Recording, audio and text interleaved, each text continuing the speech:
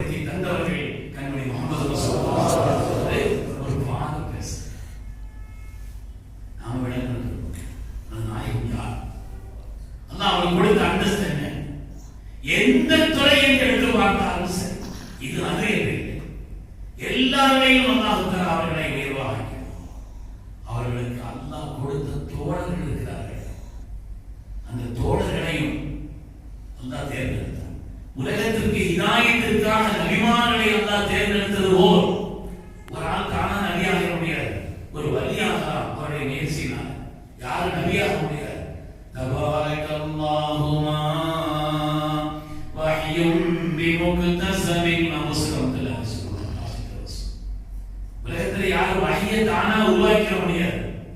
அல்லாஹ் தேர்ந்தெடுத்த நபி. எப்படி உலகத்தின் ஹிதாயத்திற்காக நபிமார்களை அல்லாஹ் தேர்ந்தெடுத்தானோ அதுபோல் தன்னுடைய நபியின் தோழமைக்காக அவர்களுக்கு சஹாபிகளாக அல்லாஹ் தான் அவர்களை தேர்ந்தெடுத்தார். வகுலில் ஹம்துலில்லாஹ் வஸலாமுன் அலா இபாதிஹி அல்லதீன இஸ்தஃபா.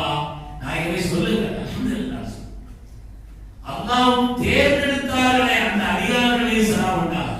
அப்பாஸ் தான் சொல்வார்கள், அந்த அடியார்கள் யாருன்னு சொன்னால் அஸ்ஹாபு ரசூலில்லாஹி சொல்லுடைய தோழர் சஹாபாக்கள்.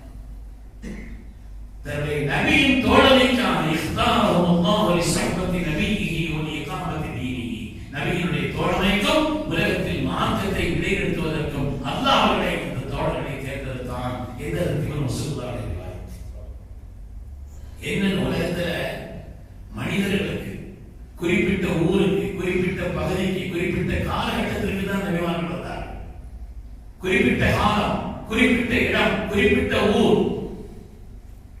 அதனால அவங்க போன பிறகு அந்த பணி அவங்களுக்கு முடிஞ்சிருச்சு.